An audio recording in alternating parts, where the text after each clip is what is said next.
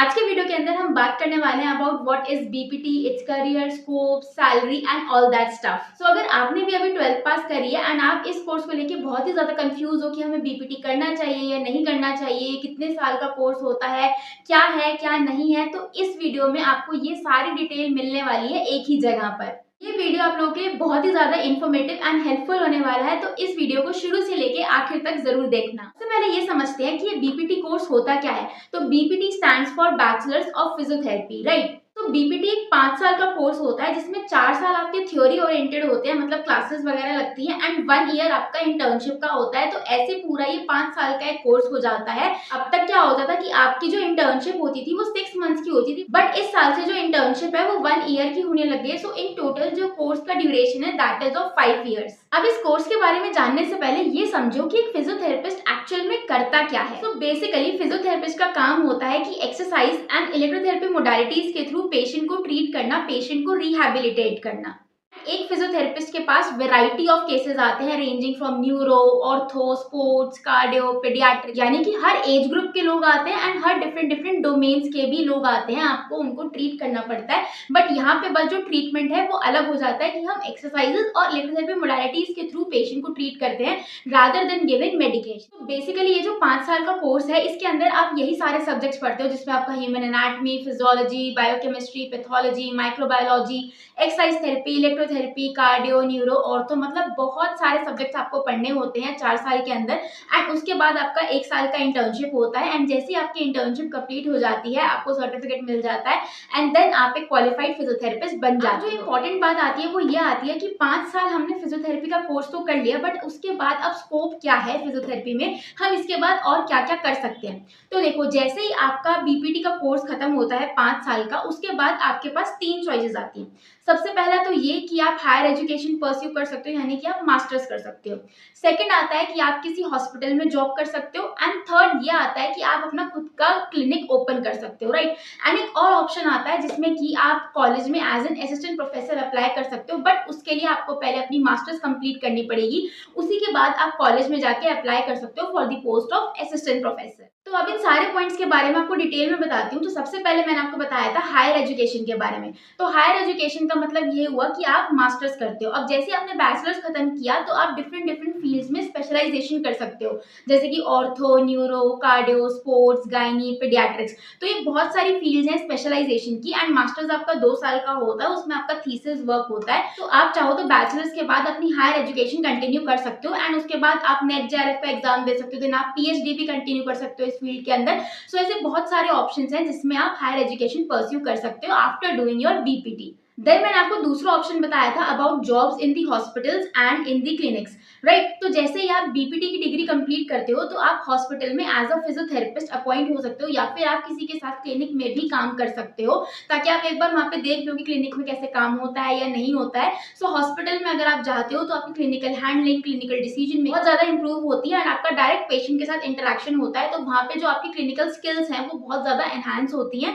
और इम्प्रूव होती है। तो आपका अगर इंटरेस्ट है कि आपको क्लिनिकल हैंडलिंग करनी है पेशेंट की, या फिर आपको डायरेक्ट पेशेंट से वन ऑन वन कॉन्टैक्ट करना है, आपको अपना हाथ साफ करना है, आपको अपनी स्किल्स इंप्रूव करनी है, सो आप डेफिनेटली हॉस्पिटल की तरफ इंक्लाइन हो सकते हो। Third option which you can do after doing your bachelors is opening your own clinic. तो यार देखो, अपना क्लिनिक आप अपने हिसाब से रन कर सकते हो। आपकी स्किल्स के ऊपर डिपेंड करता है कि आपने कितना अच्छा तरीके से अपने बैचलर्स में चीजें सीखी हैं, एंड उस तरीके से आप पेशेंट की हैंडलिंग कर सकते हो कि नहीं, आप पेशेंट को जो डिजायर्ड आउटकम है आपके जो ट्रीटमेंट का वो दे पा रहे हो या नहीं दे पा रहे हो।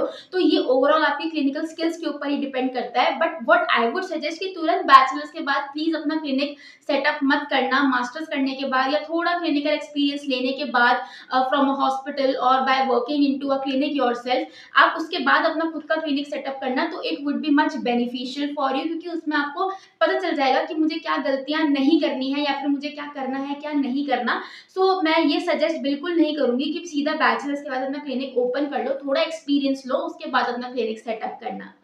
खुद का क्लिनिक ओपन करना एक बहुत अच्छा ऑप्शन है, क्योंकि आजकल का देखो जो लाइफस्टाइल है बहुत सेडेंटरी लाइफस्टाइल है, इसमें आपको low back pain, cervical pain, back issues ये बहुत ज्यादा हो रहे हैं, राइट, क्योंकि बहुत ज्यादा सिटिंग वर्क हो गया है अब। सो क्लिनिक ओपन करना is a very good option, but not right after your bachelors. थोड़ा एक्सपीरियंस ले लो, उसके बाद अपना क्लिनिक सेटअप कर लेना। अब ये तो हो गई स्कोप की बात कि बैचलर्स करने के बाद हम और क्या क्या कर सकते हैं, राइट। बट अब मेन मुद्दे की बात पे आते हैं कि बैचलर्स करने के बाद या एज अ फिजियोथेरेपिस्ट हम कितना अर्न करते हैं, हमारी सैलरी कितनी होती है।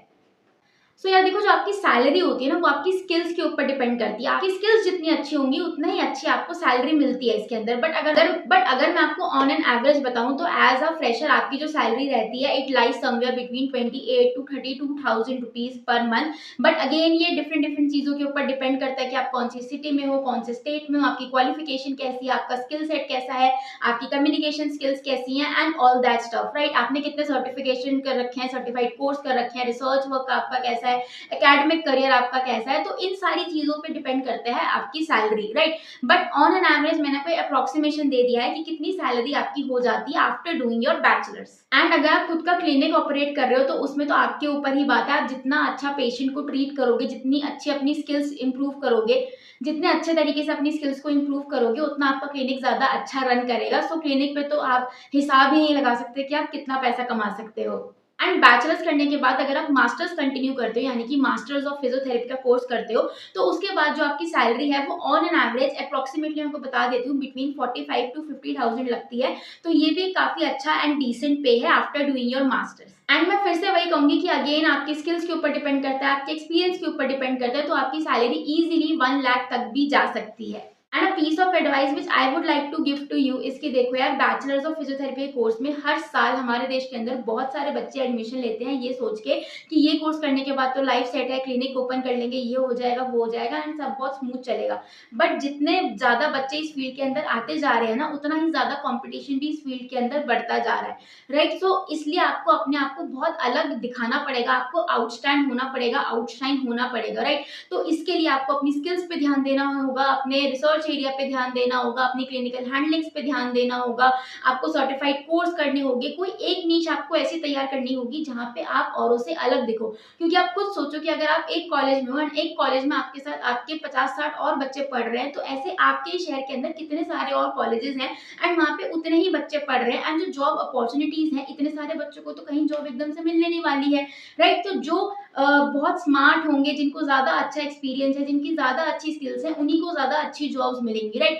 सो this is the advice which I wanted to give you कि सिर्फ बैचलर्स में सिर्फ किताबों की नॉलेज तक रह के मत रह जाना कि सिर्फ किताबें किताबें पढ़ ली, प्रैक्टिकल प्रैक्टिकल दे दिया, पास हो गए एंड इन्हीं सब में लगे रहे। प्लीज अपनी स्किल्स के ऊपर ध्यान दो, अपनी रिसर्च एरिया पे ध्यान दो, अपनी क्लिनिकल हैंडलिंग पे ध्यान दो, इफेक्टिव कम्युनिकेशन सीखो, नेटवर्किंग सीखो, लिंक्स बनाना सीखो। तो ये सब भी तुम्हें अपनी बैचलर्स में करना है, तभी तुम आगे जाके बहुत अच्छे से अपना जो करियर है वो ग्रो कर पाओगे। सो यार देखो, डिसीजन तो अभी भी टोटली आपके ऊपर ही है कि आपको बैचलर्स ऑफ फिजियोथेरेपी का कोर्स करना है या नहीं करना है। बट अगेन आपको एक क्लैरिटी तो मिली गई होगी एंड एक विजन मिल गया होगा कि इस कोर्स को करने के बाद आप और क्या क्या कर सकते हो। एंड अगर आप बीपीटी करने का सोच रहे हो तो मुझे कमेंट्स में जरूर बताना। एंड हाँ, अगर आप कोई अच्छा कॉलेज ढूंढ रहे हो रिगार्डिंग बीपीटी कि मैं इंडिया में बीपीटी कहाँ से करूँ या फिर कौन से बेस्ट कॉलेजेस हैं फॉर डूइंग बीपीटी, तो मुझे वो भी जरूर बताना कि तुम क्या सोच रहे हो। एंड अगर तुम्हें इसके लिए कोई वीडियो चाहिए डेडिकेटेड कि कौन से टॉप बेस्ट कॉलेजेस हैं for doing your bachelors of physiotherapy course, तो भी वो मुझे कमेंट्स में जरूर बताना ताकि मैं उसके लिए भी एक वीडियो तुम्हारे लिए प्रिपेयर कर सकूं। And this is all for today's video. I hope you find this video helpful and informative, and for more such content please like, share and subscribe to my channel.